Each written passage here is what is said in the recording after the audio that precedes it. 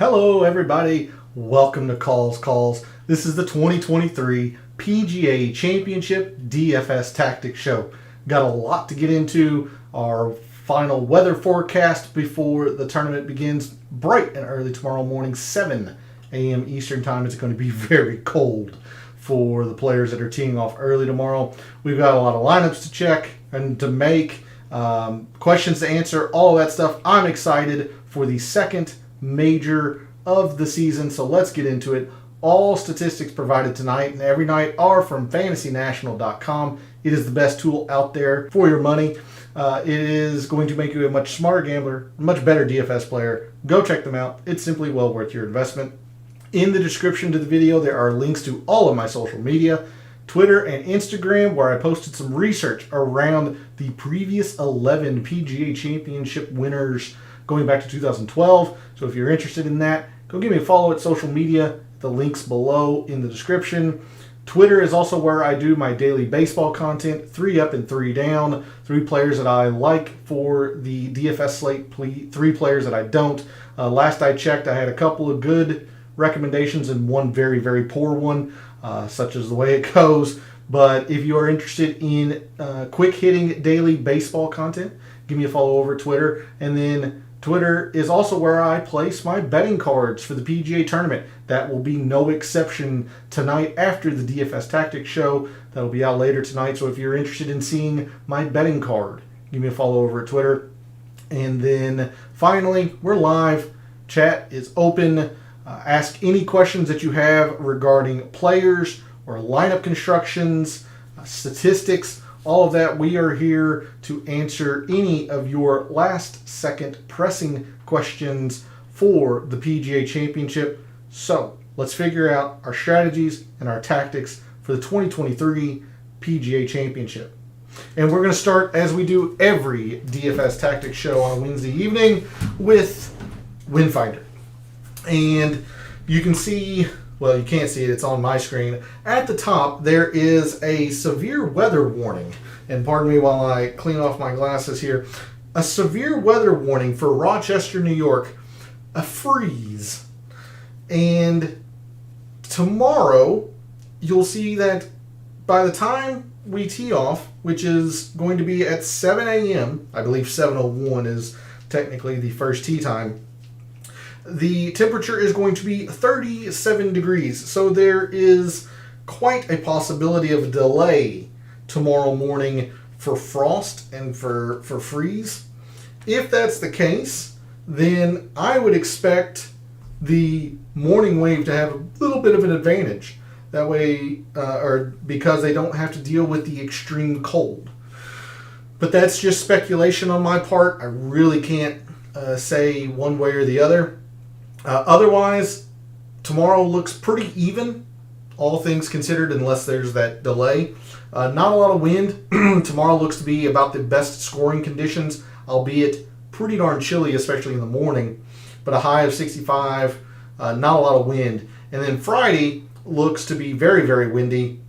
Perhaps the sustained winds die off in the afternoon, but not by much. You can see the wind direction doesn't really change from Thursday to Friday. It gets warmer, gets up to into the low 70s, but no AM PM favor that I am seeing unless the freeze happens and we have a delay tomorrow morning. I'm hoping my camera will focus in a little bit. But there you go. There is the forecast for tomorrow and Friday for the PGA Championship. If we zoom out a little bit, take a look at Saturday. Looks like some rain overnight, perhaps moving throughout the morning. That's kind of creepy. Look over my left shoulder there. There's a dude staring over my shoulder. That's pretty unintentional. Look at that. Anyway, sorry. Rain looks like in early Saturday morning, so perhaps a little bit delay there as well. But wind constantly Saturday and Sunday, and most of it on Friday. So wind is going to be a factor this week, absolutely. So with that, we'll move to Fantasy National. since the beginning of 2021. Your top players in moderate and windy conditions have been Justin Thomas, Sung Jae, Jon Rahm, Joaquin Niemann, Jordan Spieth, Rory, Matt Fitzpatrick, Tony Finau, Xander Schauffele, and Max Homa. So give these players a boost in your rankings, or consider them more, however you want to phrase that. These players have played the best consistently in the wind. We'll continue to scroll down a little bit to about the top 30 or so. Scotty Scheffler, Cam Smith, Keegan, Sam Burns, Colin Morikawa, Seamus Power, Patrick Cantlay, Shane Lowry, Emiliano Grillo, Corey Connors, and Chris Kirk are your top 20. And the rest of the top 30 there on your screen. At the other end of the spectrum, these players have not played well in the wind. Padraig Harrington, Nikolai Højgaard, although it is only 6 rounds, but has not played well in the wind. His brother Rasmus Højgaard, Rikuya Hoshino, Victor Perry, JJ Spawn, Phil Mickelson, Justin Suh, Chez Reavie. So give these players a downgrade in your rankings, or consider them a lot less for your lineups, especially after tomorrow, because the wind does look like it's going to pick up. But we've talked all week how, well, apparently we're going to look at all the wind, calm, moderate, and windy. This is not what I meant to do. We've talked all week how the main filter has been difficult to par. This is the PGA Championship. They want it difficult. Most PGA Championships are. I've heard horror stories about the rough there this week. It's just going to be difficult. So win around has been difficult since the beginning of 2021. Your top performers: Scotty Scheffler, Rory, Colin Morikawa, Jon Rahm, Jordan Spieth, Matt Fitzpatrick, Xander, Victor Hovland, Sung Jae, Cameron Smith, and Hideki. So again, give these players a considerable boost, especially if they match with the top 10 in terms of the wind. And I'll scroll on down a little bit to about the top 30 or so for your viewing, for the top 30 of top players when it's difficult. Again, give these players a considerable boost. And then conversely, these players have not played well when it's difficult. Nico Echeverria, Kevin Kisner, Duffner's withdrawn, Jimmy Walker, Nikolai Højgaard again, Thomas Peters, Sepp Straka, Moronk, Luke Donald, JJ Spawn, Hostler, Victor Perry, and so on down. Which reminds me, seeing some of these names, let me clue you in onto the 6 players that I know have withdrawn throughout the week. Davis Love III, Vijay Singh, Martin Keimer, Jason Duffner, John Daly, and Paul Casey. Those are the 6 that have withdrawn. So if you did fill out some lineups early in the week, go back and make sure those players are not in there. They are not playing. All right. Not going to do with anything with Don Ross. We took a look at that all week. So if you're interested in some Don Ross metrics, I encourage you to go check the previous 2 shows from the week around the PGA Championship. Let's go straight into the mixed condition model. And there's a reason why I'm going to leave the difficult filter on in the player page view. So when we go to the mixed condition model, you're going to see something that stands out pretty darn quickly, and that is every single metric this week has a filter. Normally I don't do that, but this week, being a major and with the live guys here, one of my biggest downfalls at the Masters was not knowing how to handle the live players. I basically just left it up to their prior performance at the Masters, incorporated that into the rankings and all that. And that was not very successful. So this week, I have put the difficult to par filter on every single metric, with the exception of putting whenever I use bent. Now, I talked some this week about long courses, some Don Ross, but there's one thing that is true no matter what across the majority of PGA championships. They're difficult. They've been difficult. They're going to be difficult. So that was a way for me to incorporate at least a little bit the live players against the players still on the PGA Tour, at least when the live players were still on the PGA Tour all the way up to the midpoint of 2022 or so. So that in of itself is either an inherent strength or inherent weakness of this mixed condition model. If this difficult to par filter betrays us on some of these metrics, that'll be where I'm weak. But I wanted to make sure that I looked at the live players as equally as I could, considering they don't have stats on the PGA Tour this year other than the Masters, and we don't even get all of those stats. We don't get strokes gained off the tee, approach for the Masters. That's all proprietary. So I wanted to try and level out the live players as much as possible. There are a few other weaknesses potentially in the mixed condition model, but that's specific to the metrics. Nothing in terms of the thought process behind it. So let's get into it. Talked all week how this is going to be ball striking, or I'm favoring ball striking. Now, players are going to miss the greens. It's difficult, so some around the green is going to be important. But I'm focused on the ball striking. So I have 10% in strokes gained off the tee when it's difficult, 15% in strokes gained approach when it's difficult.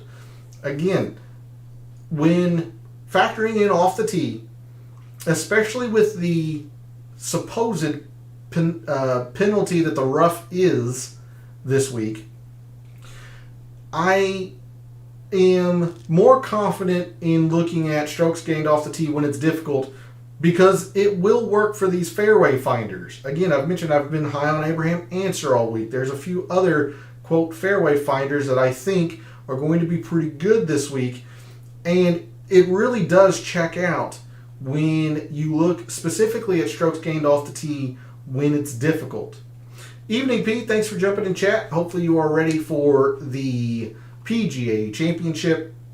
Always good to catch up with you on a Wednesday evening or any other evening for that matter. But thanks for jumping in chat.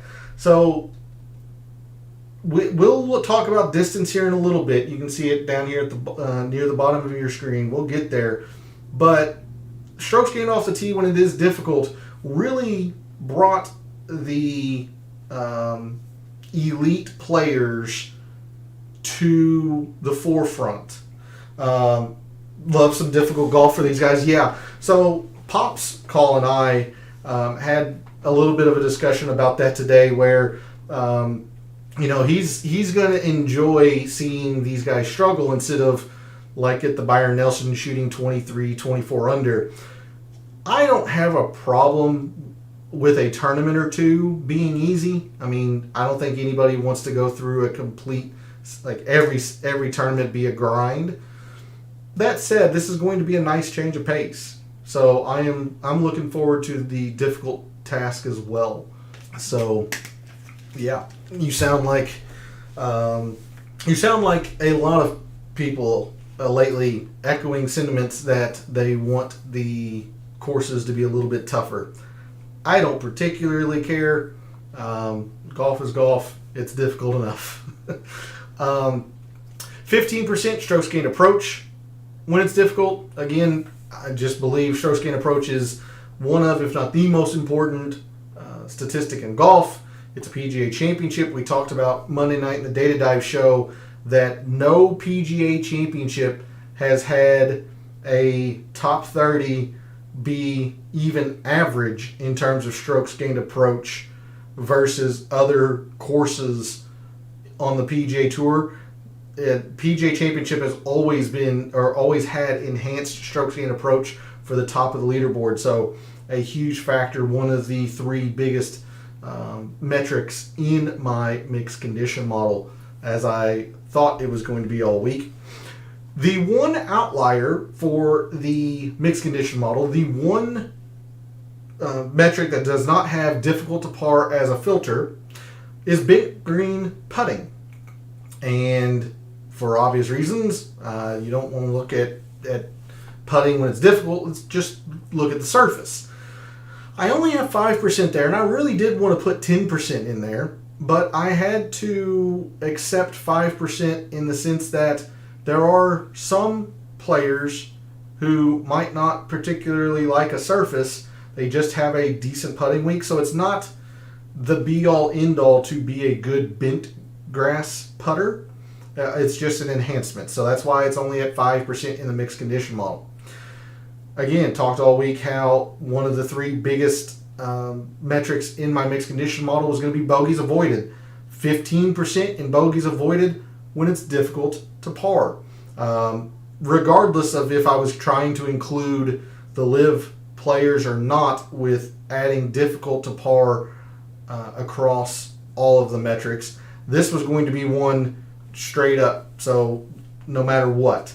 I always prefer doing scoring metrics with a scoring filter.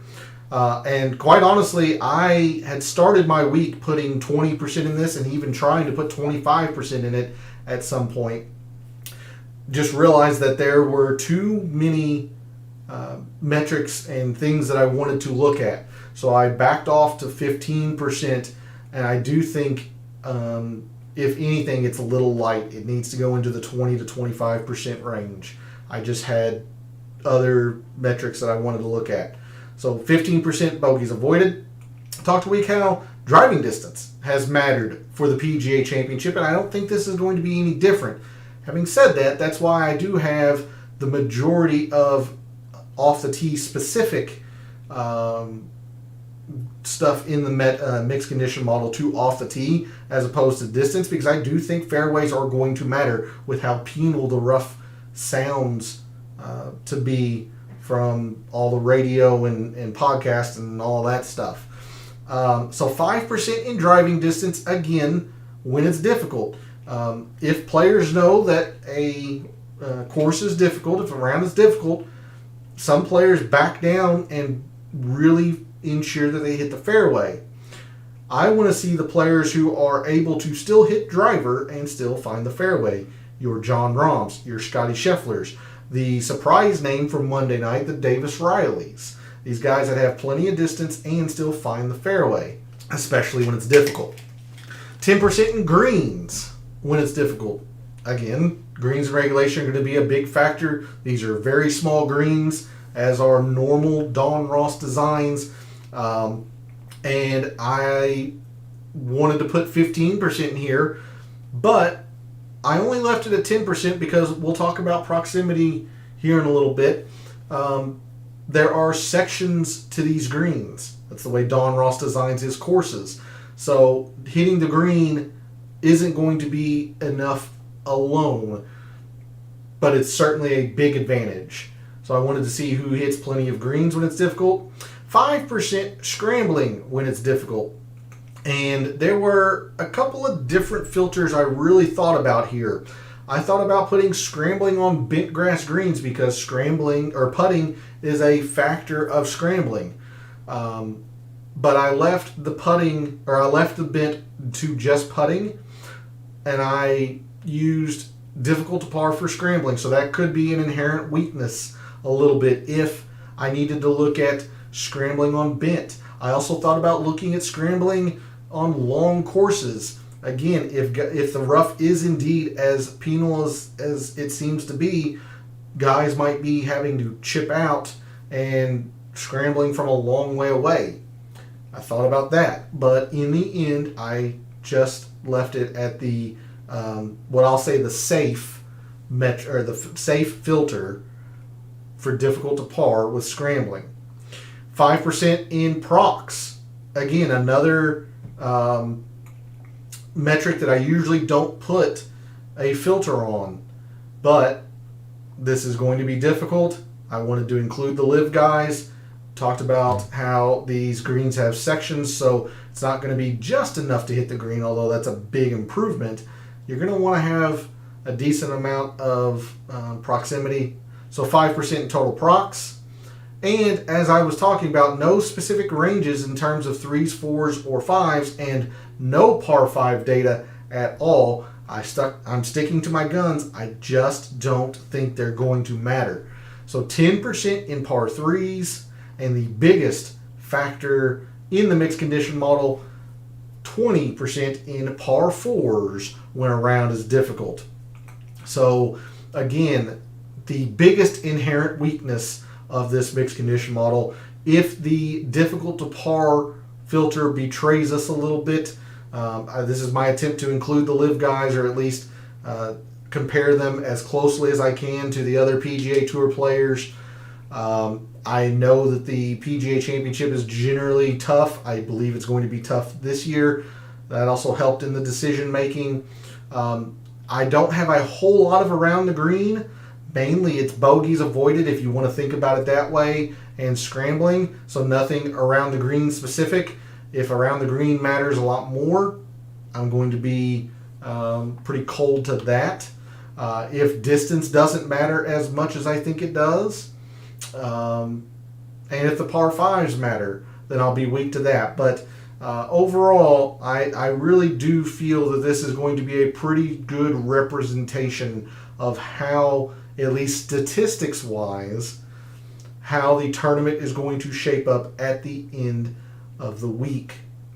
So there's a look at the mixed condition model that I have built for this week's PGA Championship. So let's go ahead, move on over to Microsoft Excel and the reveal of my rankings.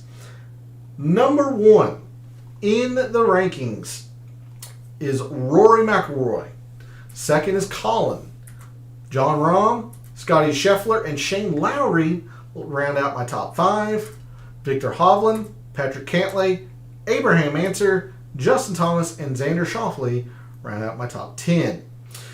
All right, let's talk a little bit about this course value, because the last time this was played was 2013. Most of these guys weren't even professionals then. Normally, the course value is an attempt at giving players a value based on their performance specific to a course. For the PGA Championship, this is pretty, I don't want to say suspect, it's pretty experimental on my end. I'm attempting to give these players a value based on their performance at the PGA Championship. PGA Championship, US Open, Open Championship, those courses all rotate. So we can't do anything specific to course. So this is an attempt to give a player a value based on how well they've played in previous PGA Championships, going back to 2012, consistent with Monday night's show. But because it is not course specific, I did lower the weight that I gave this value in my overall, if that makes sense. So generally, all three of these in some combination of weight, and I'm just going to spitball for you. If this is 50, this is 30, this is 20, in a general week, I lowered the weight that this has, or the significance this value has in the overall, because it's not specific to course. So what that means is I've put some extra emphasis on percent owned, meaning you see some of these guys that are really higher up in my rankings are pretty big pivots, particularly Abraham Answer, just outside the top 10, Brendan Steele. I mean, even Lowry and Hovland are not hitting the 10% mark. So that's where that extra percent went from course value, is in the percent owned, and that's why I have players that are much more unique, a little bit higher in the rankings. But going through my top 10, there's no real surprise to me in terms of the names, I did not think Shane Lowry was going to be in my top 5. I thought he would be at the bottom half of my top 10. Again, just because I've put so much weight into bogey avoidance, par 4s. I knew he was going to be pretty high. I didn't think he was going to be 5th, but you see this course value. He's actually played PGA Championships better since 2012 than Jon Rahm, than Scotty Scheffler. He's pretty close to on par with Justin Thomas, a little bit behind him. Shane Lowry's played some PGA Championships pretty darn well.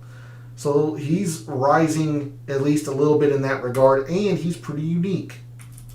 Otherwise, not a whole lot of surprise here. Rory might be a little bit of a surprise for some at number 1, but again, all of these metrics are on difficult to par, not just 2023. If this was 2023, then Rory would be a little bit lower, as he has not had the best 2023. But otherwise, no big surprises, at least for me. Again, I've talked Abraham Answer up all week, and I'm going to continue to do so tonight. Justin Thomas, your defending PGA champion. He's won it twice. Xander's just a consistent player in big tournaments. Not a whole lot to describe there. So let's sort on the price board and get a feel for where we might want to pivot to, who we might want to pivot away from, all of that stuff. So in the 10Ks, we have 5 players: Jon Rahm, Scotty Scheffler, Rory, Collin Morikawa, and Brooks Koepka. Well, you see 4 of these 5 are 1, 2, 3, and 4 in my rankings. So clearly I'm going to be in the 10Ks this week. The one player that's not, you can put an asterisk there a little bit. It's Brooks Koepka. He was not playing well on the PGA Tour before he left for LIV. Injuries and all that stuff. So it's big game Brooks. I think you are playing a dangerous game if you're going to ignore Brooks Koepka. As you see, he's got one of the best course values, a 2-time winner as well at the PGA, and other stellar performances. But in the 10Ks, Rory being my number 1 player, again, he's played PGA Championships well. I cannot fathom Rory being 10.5%. I know he's not in the best of form, but I just can't fathom him only being 10.5%. I think he's going to have to be more than that. Having said that, I am shocked as well. Collin Morikawa isn't even approaching 10%. He's 7.5%. I really like Collin Morikawa this week. You see 3rd in par 4s, which are just a huge emphasis for PGA Championships. He's number 1 in strokes gained approach. Probably no surprise there, especially when it's difficult. He's a grinder. He's a bogey avoider. And for all of his poor putting, he's actually not in the deep red on bent surfaces. It's not great, don't get me wrong. It's still pretty bad, but he's not in the deep red. So I'm going to be very, very, very happy if Collin Morikawa is indeed at 7.5%. I'll be happy if he's at 10%. But I am all in on Collin Morikawa, seeing how low his projected ownership is. And I'm just going to that well again. It's backfired on me a couple times.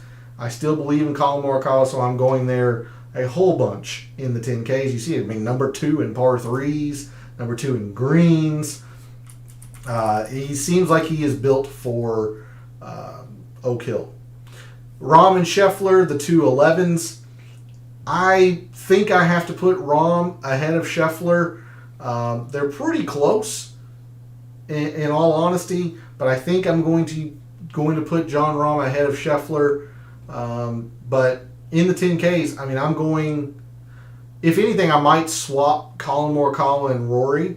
Go Collin 1, Rory 2, only because I can't fathom Rory's ownership being less than 13%.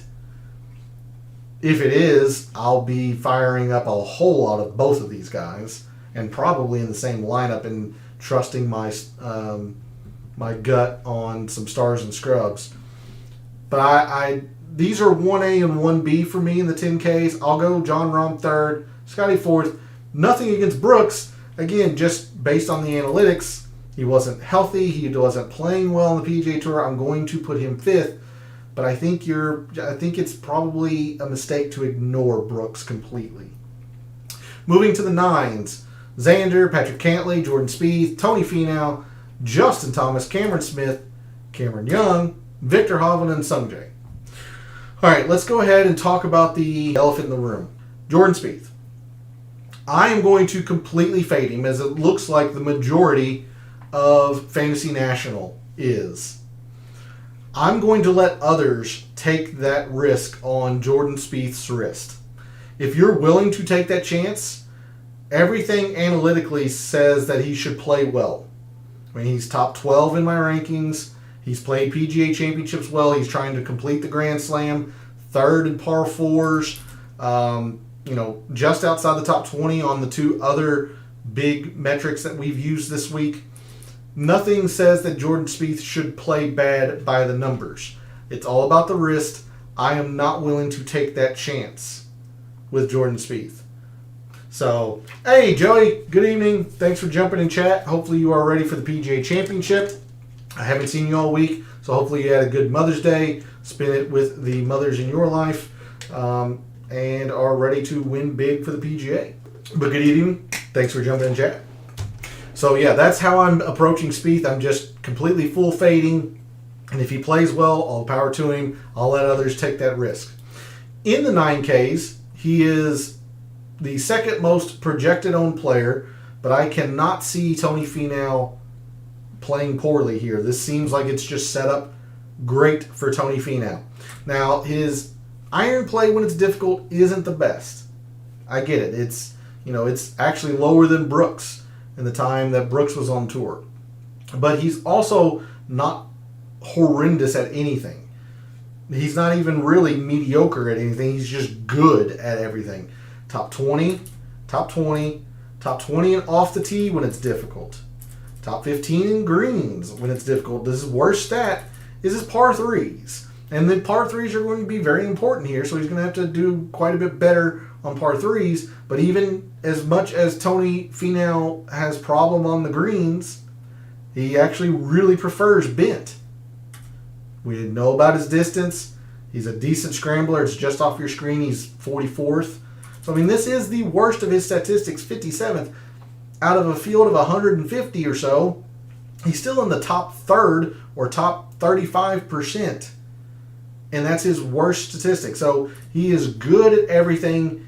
You might consider him great depending on how you view top 20, top 25 or whatever.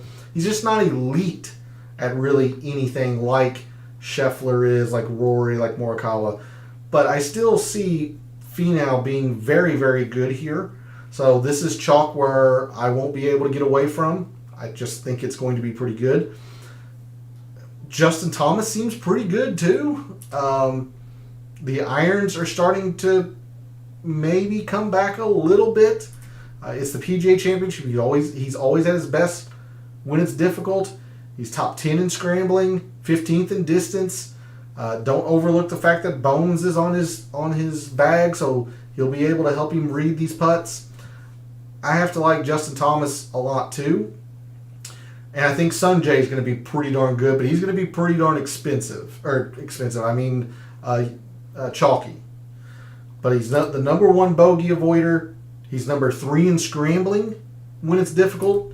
He's also top 10 in off the tee when it's difficult. So I really like Sungjae. I don't like the ownership. Yes, he's actually not played PGA Championships all that well. But I still think Sungjae is going to be pretty good this week. It's just a little bit high ownership for my liking. But I'm definitely not going to be able to get away from Tony Finau. Not going to be able to get away from Justin Thomas. Xander should be okay. But you see, he's not been the best at PGA Championships. I think this is probably one of his worst majors. Now, the stats love him. He's top 10 by pure analytics. He's the most projected owned player, so that's why he's dropped in my rankings all the way to 10th. He doesn't have really any poor statistics like Finau either. He's not the best off the tee, and he can have some trouble scrambling when it's difficult. So I'm sure I'll have some Xander, but I might really try to stay away from as much as possible, knowing that I can come up 400 in price to go to Morikawa and try to save 400 elsewhere. I think Xander's fine, but he just doesn't have the ceiling that these others do, I don't think. Cantley, pretty solid. I think it's actually pretty fair. It's a little bit high on the ownership, but I'm actually much higher on Cantley than I am on Schauffele. You see top 10 on par 4s, top 10 on avoiding bogeys off the tee and greens when it's difficult. And not only that, he is the number 1 putter on bent surfaces going back to the beginning of 2021. I think that's going to be a pretty big proponent this week, especially for Patrick Cantley. Helps in the scrambling department as well. So I'm much higher on Cantley than I am on Schauffele. If you're coming up to this area of the price board, I would take the chalk in Cantley over Schauffele. Cam Smith is fine. He didn't rate out as well as others from Liv. I think it's fine. I'm a little worried about Cam Young. The irons aren't great, especially when it's difficult.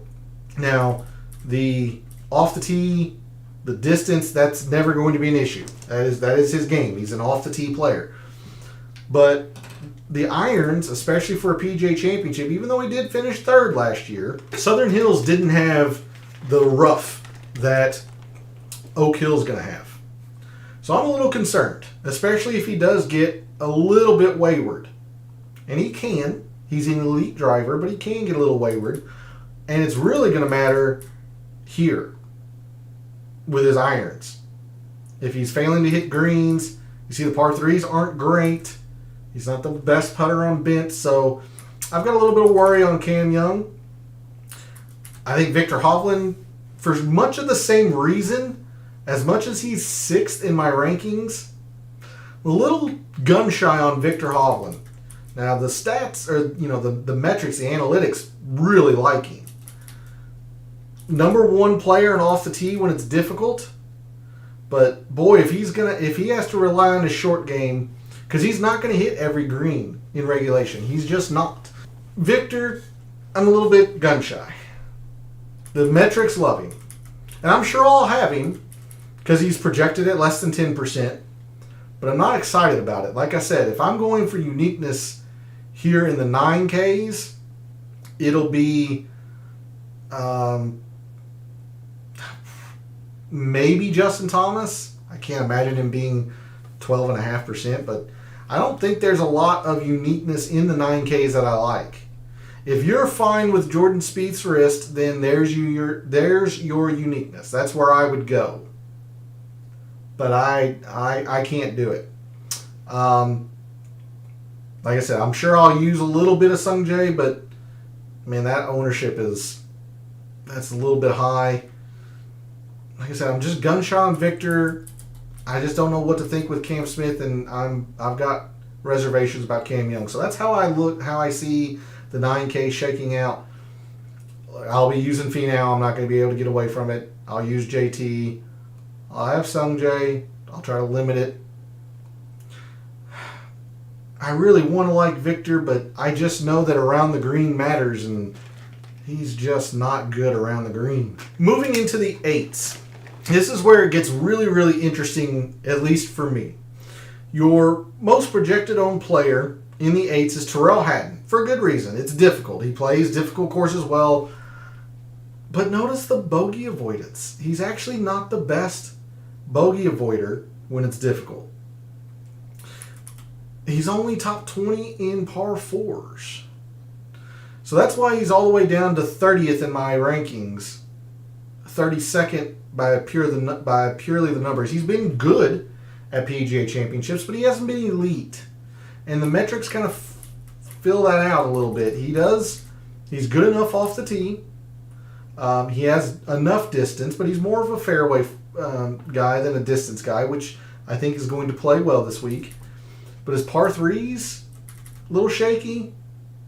He's good enough on bent, but scrambling, not the best.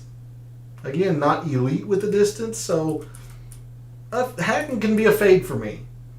Hatton's going to be a fade for me.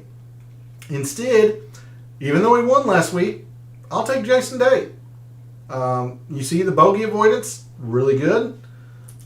The irons have to be cleaned up, absolutely, but you saw what he was able to do last week at the AT&T Byron Nelson. Very good. He's good enough with the par fours, good enough off the tee. I'm thinking Jason Day is going to play fairly well. Again, you always have the worry with vertigo and the back and all that stuff, especially in cold weather. That might be a reason to stay off of him. I would understand it's a risk, but to find some uniqueness, I'm comfortable using Jason Day a little bit. I also like Dustin Johnson quite a bit this week as well. Top 25 in bogey avoidance. We know about his off the tee game.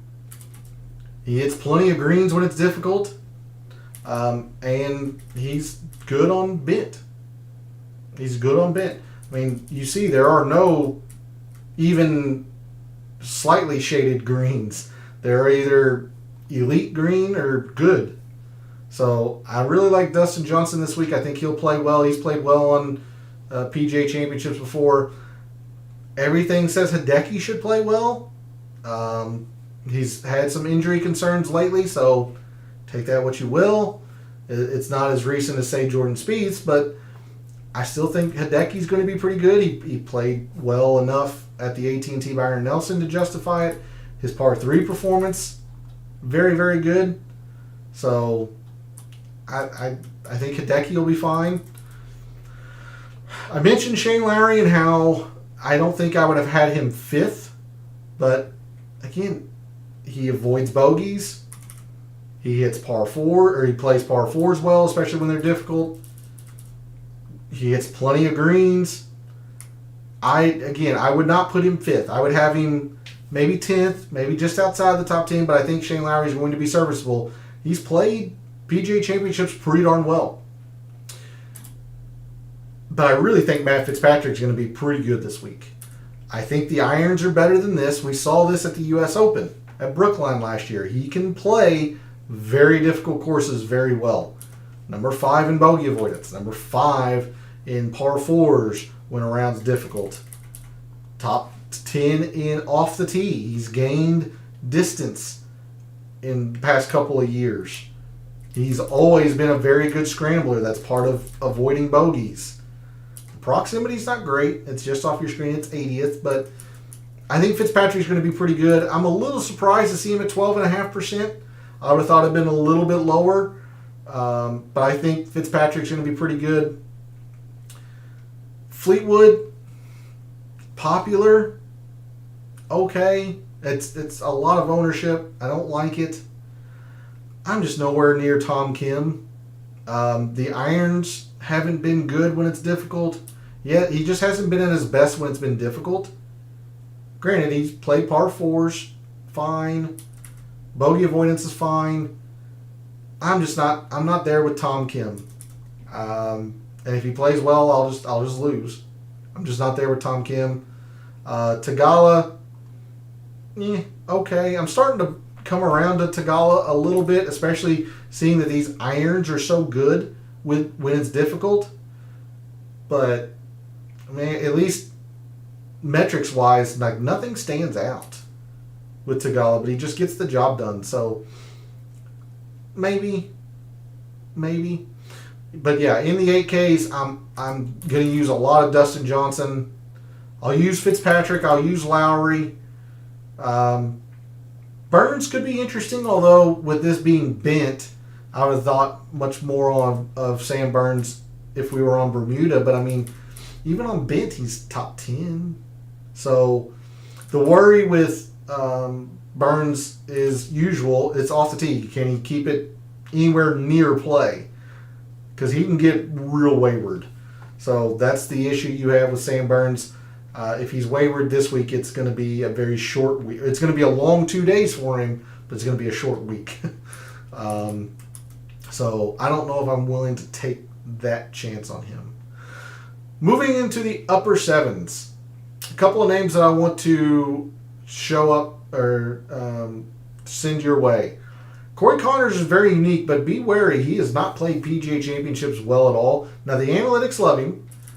Damn near top 10 in par fours. He is top 10 in iron play, but he doesn't have a lot of distance. He's not the best putter on bent, which affects his scrambling, which is just off your screen. Again, he has not played PGA Championships all that well, so I'd be a little bit worried, but boy, 7% on a Corey Connors that can just dot up greens basically on command. That's kind of appealing, so I'm a little bit torn on Corey Connors. I really like Joaquin Niemann this week. You see, he hasn't played PGA Championships all that well either, but man, I don't know. This is a gut feeling. I really like Niemann this week. Third off the tee when it's difficult. Almost top 10 in greens. You got to hit greens.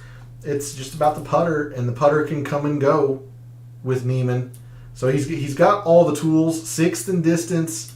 He's a good around the green player, or good enough. So the tools are all there.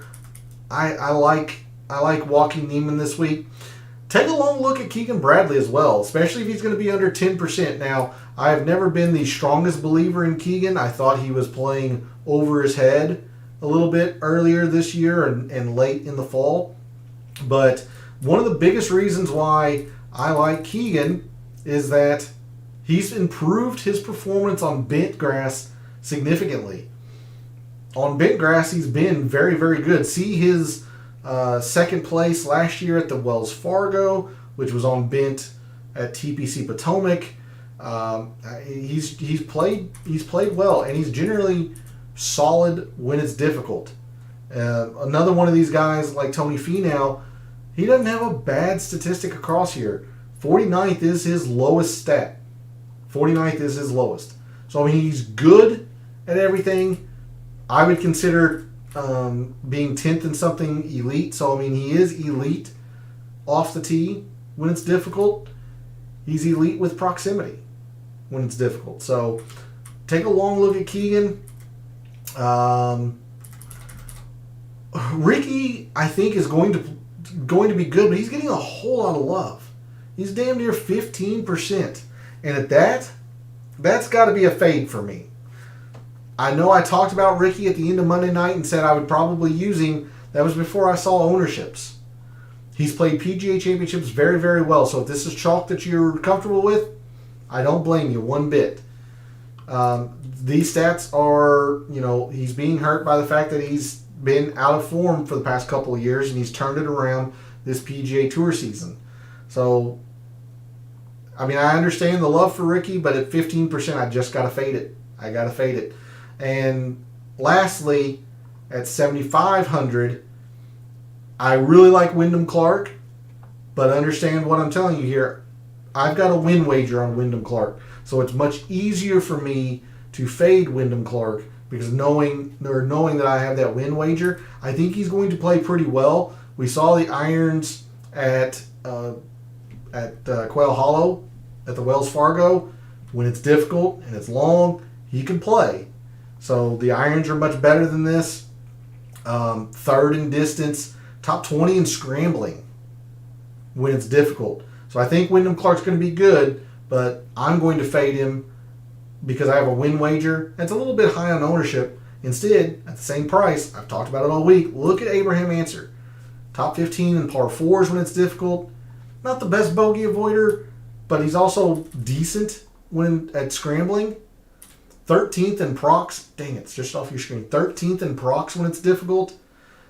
He's just he doesn't have distance, but if he's finding enough fairways, which off the tee he's top 15 when it's difficult without distance, so it means he's finding fairways.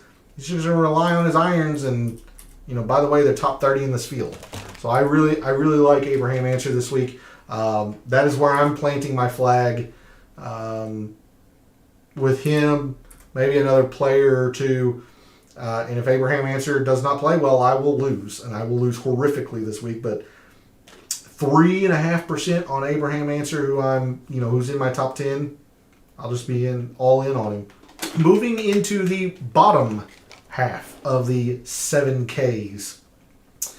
Not a whole lot in here that I've been really gravitating towards, to be honest with you, which gives you an idea of the type of lineups that I've been building.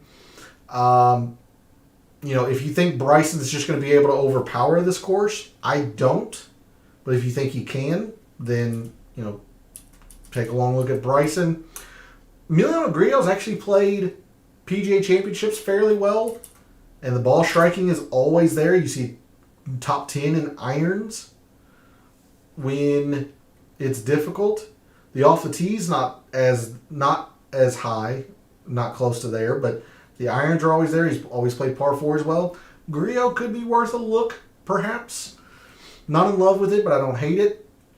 I really wanted to like Nicolai Højgaard, but then you see these metrics here, especially when they're difficult. I mean, he has not played well when it's difficult. Granted, it's a few amount of rounds.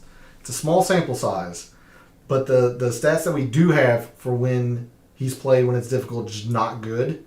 So I believe in the player, but I have to see something when it's difficult before I will believe. Instead, I know it's chalky, but Gary Woodland, it's long and it's difficult. That's what Gary Woodland generally plays his best.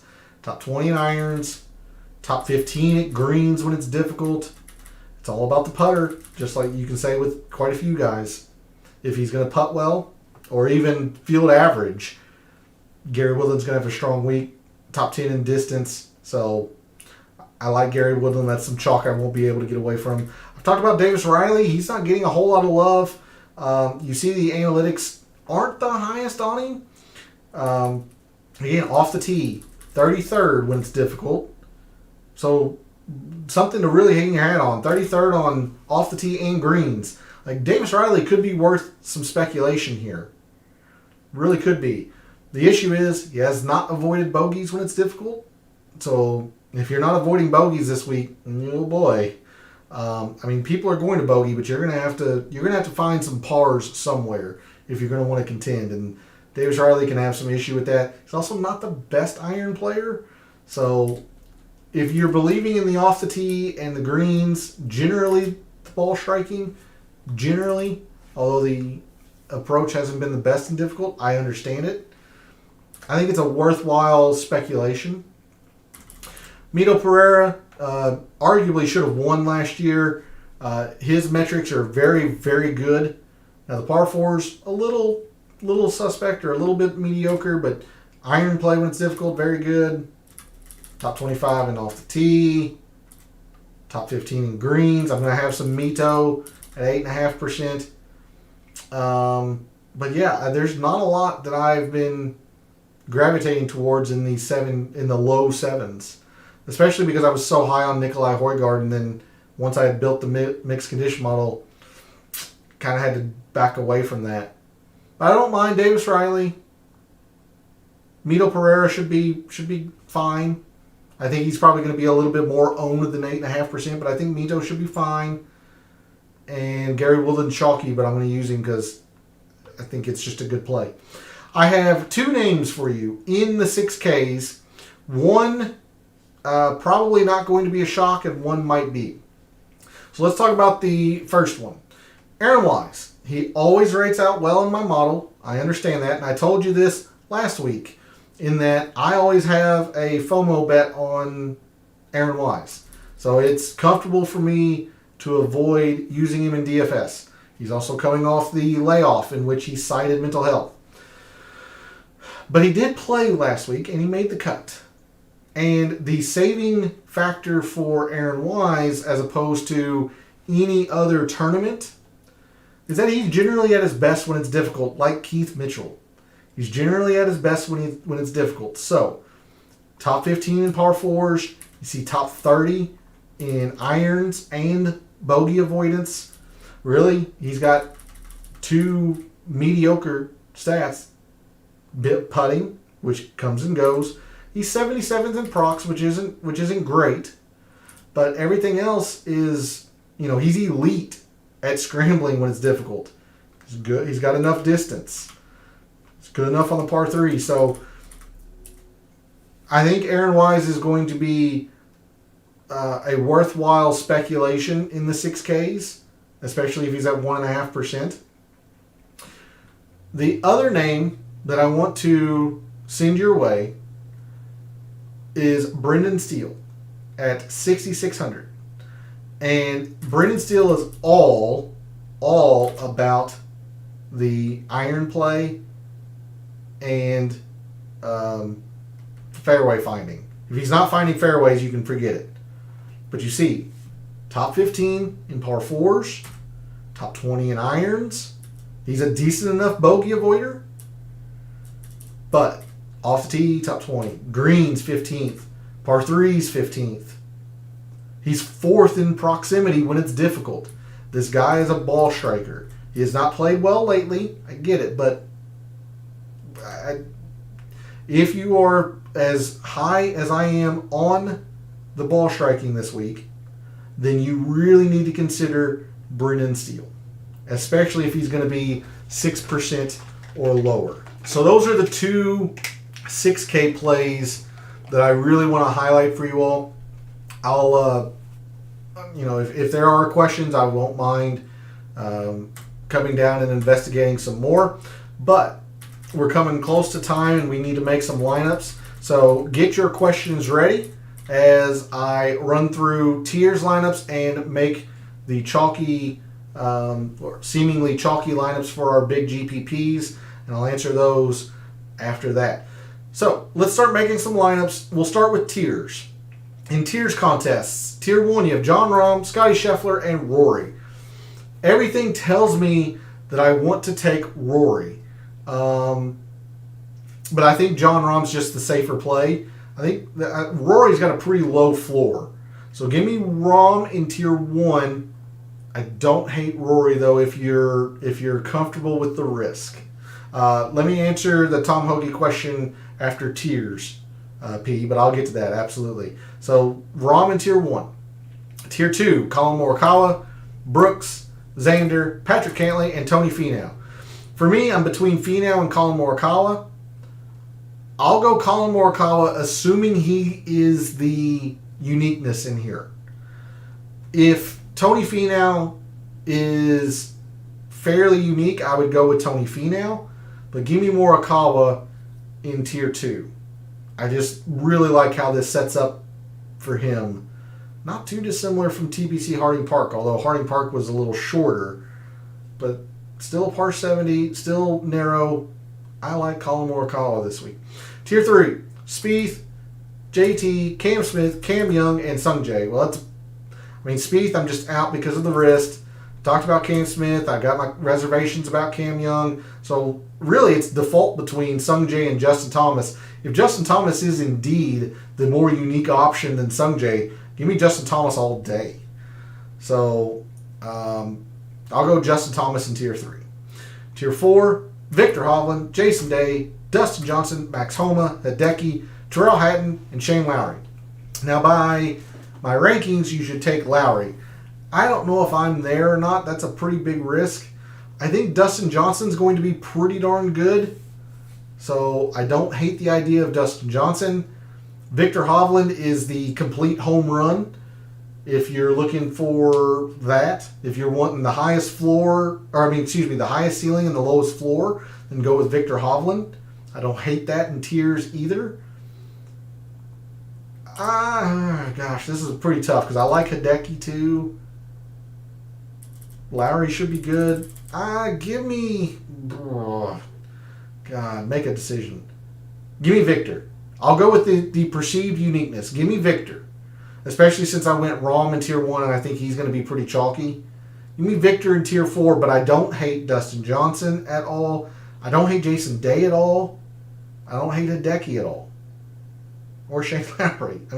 Tier 4 is pretty wide open for me. But give me Victor. I'll try to hit the home run. Tier 5. Matt Fitzpatrick, Sam Burns, Sahith Theegala, Tommy Fleetwood, Tom Kim, Corey Connors, and Joaquin Niemann. It's burned me a couple times, but I'll go with Matt Fitzpatrick. The guy he scrambles, he plays difficult courses well. I'll go with Matt Fitzpatrick. Finally, in Tier 6, Christian Bezadenhout, Gary Woodland, Webb Simpson, Davis Riley, Siwoo Kim, Seamus Power, and Phil Mickelson. Gosh dang it, it's just off your screen. So, yeah, well, my big head's in the way for Phil. If you're a Phil fan, take Phil. I'm not there. Gary Woodland's probably the best option. Davis Riley, if you're really needing uniqueness, go Davis Riley, but just give me Gary Woodland in Tier 6. I think it's just the obvious and best play. All right. That's it for tiers. Before I go to making classic lineups, let me answer that question on Tom Hoge. All right. Tom Hoge, I believe, there he is. He's at high sixes. Well, there's the biggest reason right from the start. He's generally not his best when it's difficult. You think about his win, Pebble Beach, pretty easy. Yes, it's small greens, and iron play plays well there too. But he has actually not been a very good par 4 performer when it's difficult. His off the tee, for as good of an iron player he is, the other half of the ball striking can really betray him. He doesn't have a lot of distance. He's 123rd in distance, especially when it's difficult. But he doesn't have a lot of distance, and he's not the most accurate player either. So if he is not finding more than his usual amount of fairways, this rough is going to be so penal. I'm just not there with it. I'm just not. Scrambling, not good. Gosh dang it. I always think it's on your screen and it's not. Scrambling, not good. Proximity, elite, sure. But that's all in the irons. Putting can come and go. He's generally not the best putter.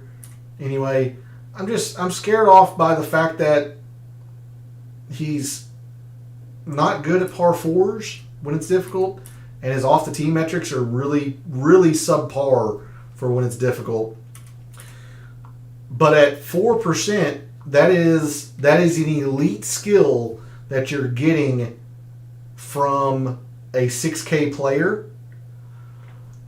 I would just prefer to get that in Brennan Steele and pay an extra 2 to 3%, knowing that generally speaking, I'm getting the irons and off the tee and the par 3s. I'll take a little bit worse putting. So I like the idea, just behind the ball striking with Hoge. I don't like some of the surrounding metrics with him. And then Kuchar at 69. I mean, again, when it's difficult, he hasn't been up to par. Just really bad when it's been difficult. Now, he's played PGA Championships fairly well. He's a good putter on bent, but you know how I feel about bent, so I based on everything that I see, I can't recommend it. I would very, very much go with Tom Hoge over Kuchar because I know I'm getting an elite skill in the iron play. He just has to give himself enough opportunities to use it. Hey Bruce, thoughts on the best play out of these 3 7s? Mito, Phil, and Seamus. Well, it's definitely not Phil for me. If you're a Phil Mickelson guy, Phil Mickelson fan, go ahead. I'm all I can go by is the metrics that he accrued when he was on the PGA Tour, and they weren't good before he jumped to live. So take that what you will. Seamus Power is rated really high for me. He's 27th. Mito's 20th. I like Mito more comfortably because I always think of Seamus Power as a shorter course, easy course guy. You see his irons when it's been difficult, not the best, whereas Mito's, they were pretty good before he went to live. Bogey avoidance, they're about the same. But again, I view Seamus Power more of an easy course player than a difficult one. Now, what you are getting with Seamus is par 3s and bent grass putting.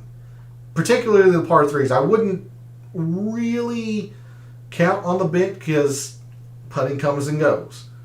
That's why I'm also not downgrading Mito as much, because it comes and goes. So I would go with Mito of those two, but I've generated my fair share of lineups with Seamus in it, and I don't like it, but the analytics are there for it, is how I would phrase it.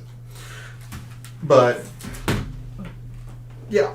So if we're going to maneuver around what we think our fellow contestants are going to be doing for the PGA Championship, well, the most common two players are Xander and Tony Finau. So if that's where our fellow contestants are going, that still leaves them a whole lot of maneuverability, if you will. You see Woodland here, 13.5 is where most everyone is bottoming out their teams. Some might be going to a Siwoo, maybe a Mito at 8.5. Really, in the 6Ks, we've got Kuchar at a little over 5 projected per Fantasy National. We've got Brendan Steele at 6. Harold Varner III's probably getting some love as well. He's a little over 6, and Hayden Buckley. But really not a whole lot of our fellow contestants are going into the 6s, which is what you should expect in majors and these huge GPPs. Players generally build balanced lineups. So, Xander, Finau, if they're going to try to squeeze in an 8, hey, good evening, James. Minwoo Lee, I am not there. Let me finish up this lineup and I'll show you why. Let's see. If they're going to try to squeeze in another 8, it would be Tyrrell Hatton. And that leaves them, $7,500 per player. Take your choice here. They could go maybe Ricky and, Wyndham Clark's a little bit. Ricky and Wyndham Clark would be 100 over. Maybe if they come off of Hatton, go to Tommy, who's getting some love. Then they would go Ricky and Wyndham Clark. This will leave a little bit on the table. You have 400 on the table, but matching at 15.5%. That's a whole lot of chalk in there. And these are guys. Some of these guys I'll be using. Like, I'm not going to be able to get away from Finau, not going to be able to get away from Woodland. But this is why I was a little, as much as I like Ricky and said I would use him Monday night, seeing his projected ownership, Ricky's a fade now. I have a win bet on Wyndham Clark, but he's a fade for DFS because of the ownership. Okay, James' question on Minwoo, and then I'll get to your Swing. So, Swing, thanks for jumping in chat. Really appreciate it. I'll get to that one here in just a second. Minwoo. Okay. It's a small sample size. Let me put that out there very, very, right off from the jump. It's a small sample size. But look at these metrics when it's difficult. Not great. Hideous. Not great. Hideous. He's got one elite stat. It's driving distance when it's difficult. I am nowhere near Minwoo Lee just because I don't think he's going to allow himself to highlight his distance, because I don't think he's going to hit enough fairways. It's the same reason why I thought I was going to be using Nikolai Højgaard this week. And you look at the metrics, and they have been really bad when it's been difficult. So I'm just not there with Minwoo Lee. And to be honest with you, I'm nowhere near the 7Ks, low 7s at all. Mito's fine. Seamus is rated high. I'm a little skeptical of that. Woodland is going to be really good, but he's going to be really chalky. So that's why I've been kind of avoiding the lower 7s Grillo might be interesting for the ball striking, but I'm not there with that. No need to answer anything, but Uncle Luke Donald's in the field. Well, he is a player you can put in your lineup. That's a factual statement, P. All right. Who's going to play better between Sungjae, Hatton, and Day? If you are talking just pure overall score, who do I think ends up highest on the leaderboard? I think it's Sungjae. Because he is, let's highlight these three for you. There's M, Day, and Hatton. Sungjae is the number one bogey avoider when it's difficult. That's going to be a big thing this week. It's one of the biggest parts of the mixed condition model that I've made. I've focused all week about bogey avoidance.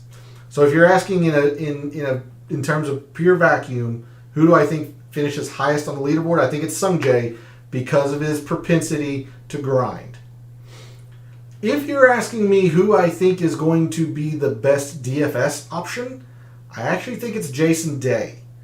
The reason being, one, he's played PGA Championships a whole lot better than both Tyrrell Hatton and Sungjae in the same time frame. I've gone back to 2012. Jason Day's played PGA Championships much better, and he is at 2/3 of the ownership of Sungjae and Tyrrell Hatton. Tyrrell and Sungjae are projected at 15% per Fantasy National. That is going to differ at various places. I'm just a member at Fantasy National. But Jason Day's projected at a little under 11 at 10.7.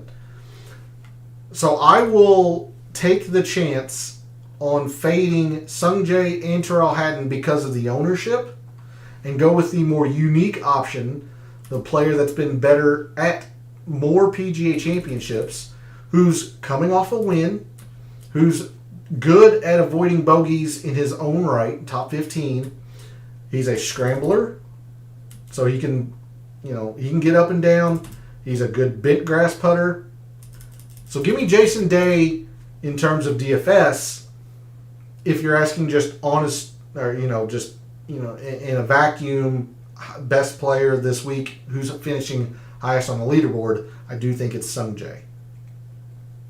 Hopefully that answers your question, Swing. All right, so we've built one lineup. I want to build a couple more for you all and plus show you the kind of lineups that I've been gravitating towards. But please feel free to throw out other questions that you have. That's what I'm here for, especially late on a Wednesday evening, your last pressing questions before lineups are submitted. If our fellow contestants are going into the 10Ks with 5 digits, they're going to John Rahm. So because of that, I'll use Harold Varner III. He's been gravitating or getting a little bit of love at 6.2. More than likely, again, this is Gary Woodland, but in the interest of using some different names, if our fellow contestants are going to be building more of a stars and scrubs type look, let's say they go John Rahm. I don't know if Patrick Cantlay would fit, but we can certainly try. Leaves them at $7,500 per player. Again, I try to use different names, but Gary Woodland is the one player in the 71s that's getting a whole lot of love. In the mid 7s, this would be the Ricky Fowler, Wyndham Clark we just did. Let's go with, there's really not anything in the 7s.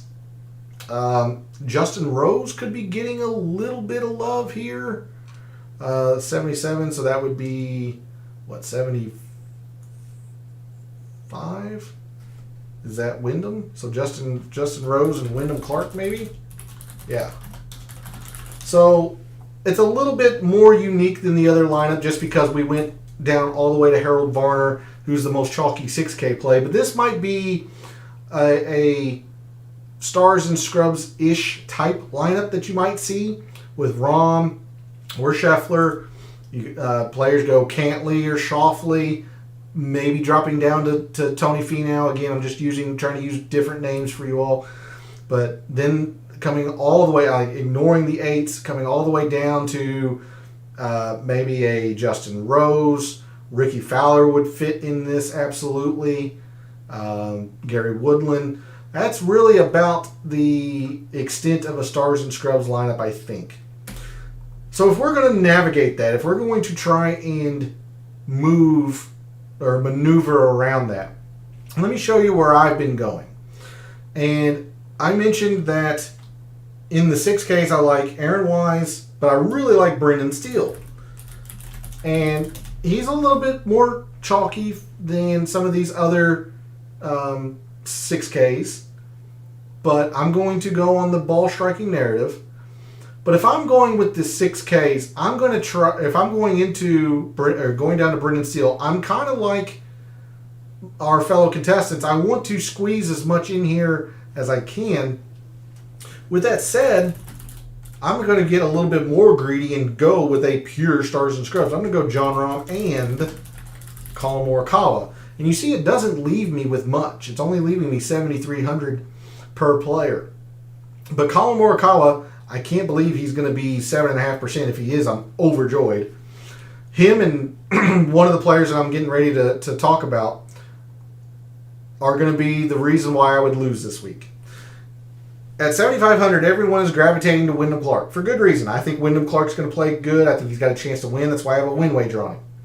But at the same price, you have Abraham Ancer at 7,500, who rates out a whole lot better than Wyndham Clark does on difficult surfaces or difficult courses. You see his course value, the lower the number, the better. You see how well he has played PGA Championships? And look at these statistics across here. They're just fantastic. He lacks the distance, but he's still, even with being one of the lowest driving distance players in the field, he's still top 15 and off the tee because he hits that many fairways. So he's not going to put himself in all of that much trouble. And if he does, he's top 40 in scrambling.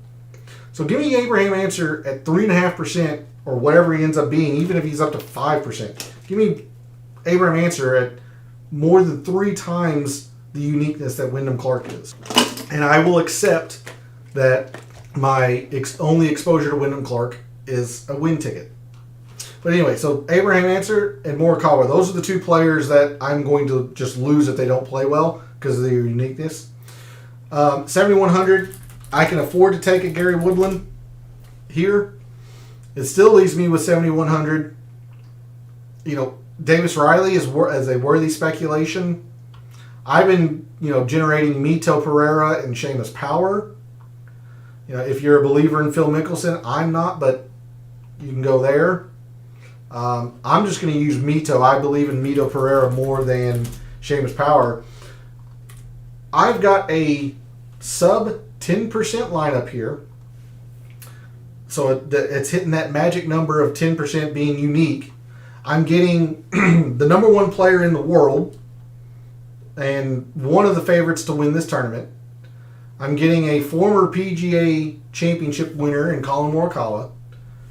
I'm getting a whole lot of uniqueness in Ancer and Mito. And Mito should have won last year's PGA.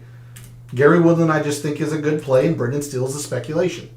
This is the kind of lineup that I have been really going through different permutations of. Brendan Steele, Aaron Wise, Mito Pereira, Seamus Power, Gary Woodland. I'll throw in, a couple others here. Like I'll throw in a Davis Riley in the low 7s. Throw in Emiliano Grillo once, all that stuff. Wise or Harmon? Yeah, Wise. Hey, Awaken, thanks for jumping in chat. Now, having said that, I'm always going to have Aaron Wise rate out well in my model. He just always does.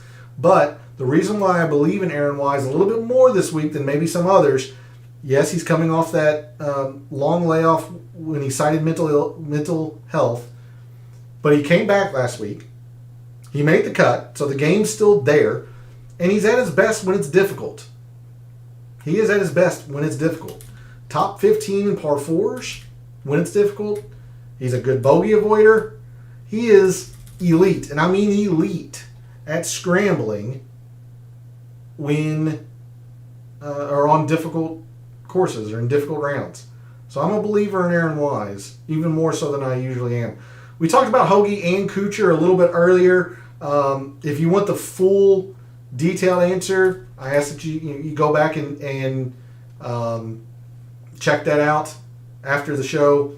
The quick synopsis is, I am out on both. I can understand the appeal for Hoagie because of the elite iron play. I just don't think he's going to be in the fairway enough to give himself to show his elite iron play, because he's pretty bad off the tee. He can get wayward and he doesn't have a lot of distance.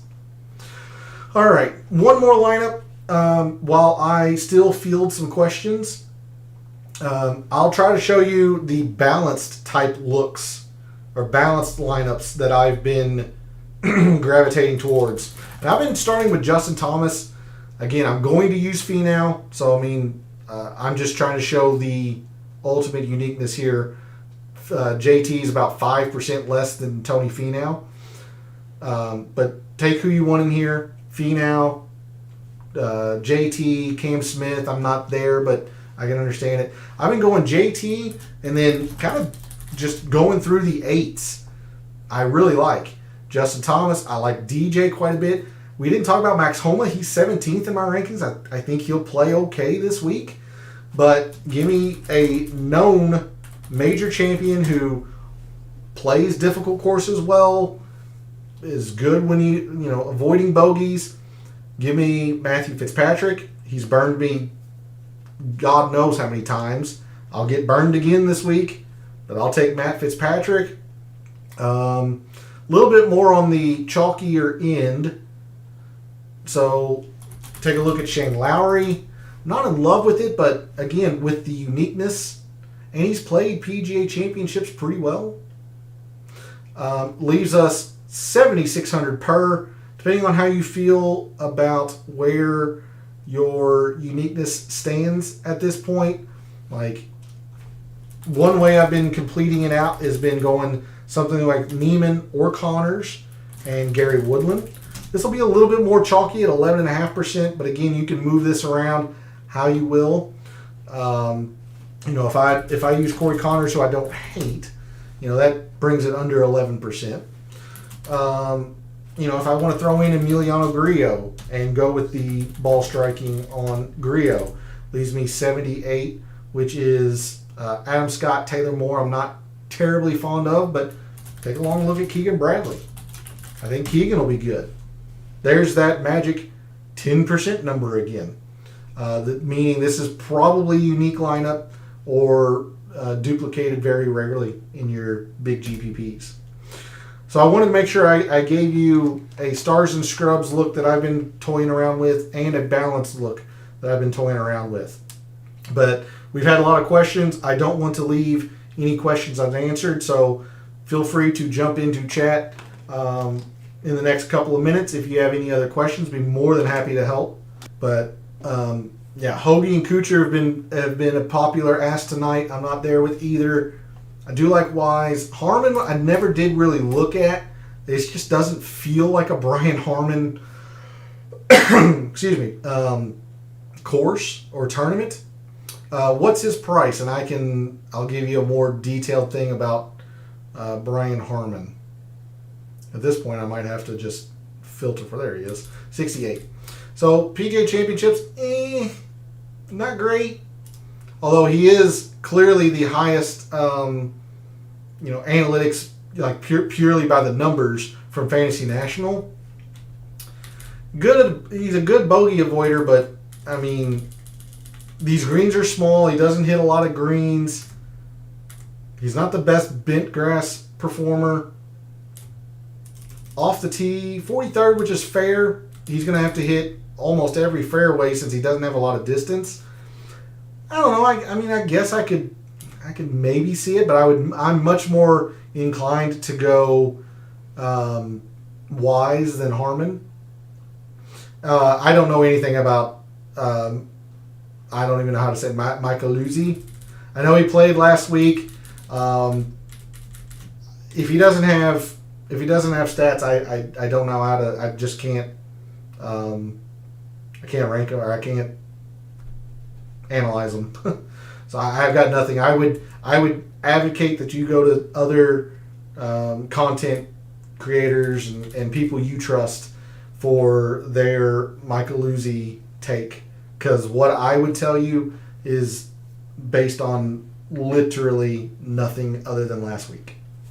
Any other questions from chat? It's been loaded tonight. I love it. PGA Championship, we're going to hope to make our year. I've been really focused on trying to find the uniqueness this week, which means I'm probably going to have some Victor Hovland, and I don't know how I feel about that. I'm going to be staying away from Jordan Spieth.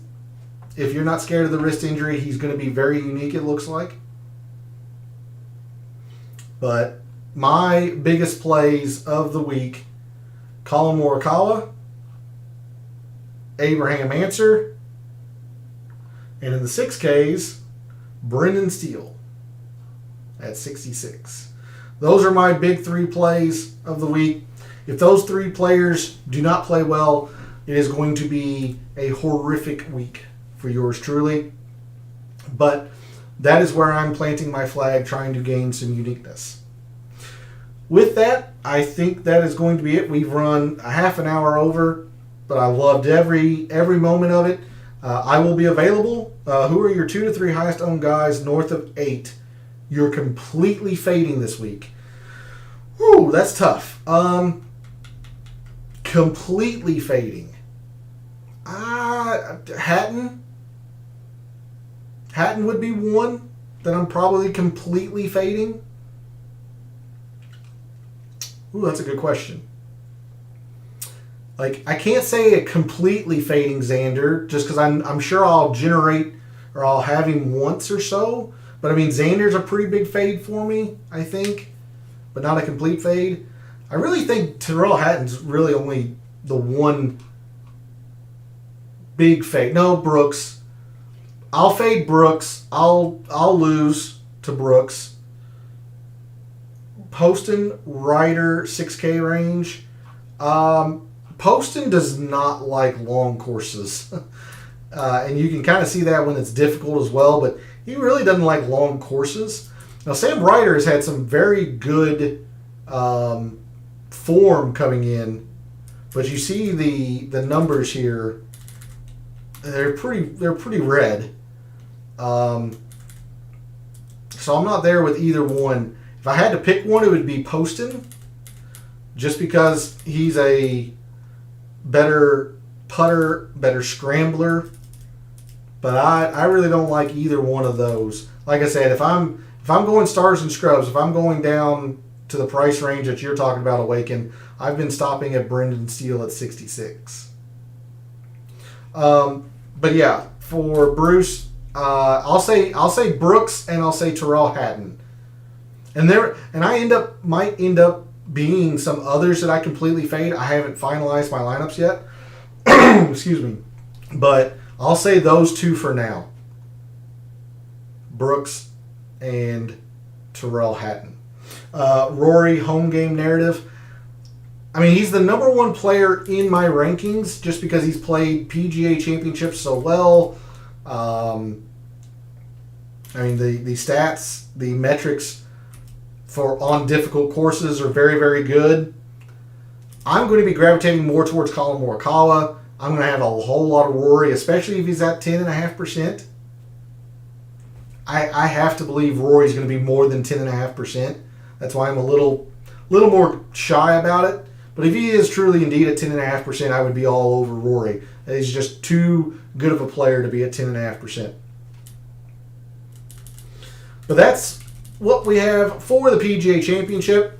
I want to thank everybody for jumping in chat. I don't want to miss anybody.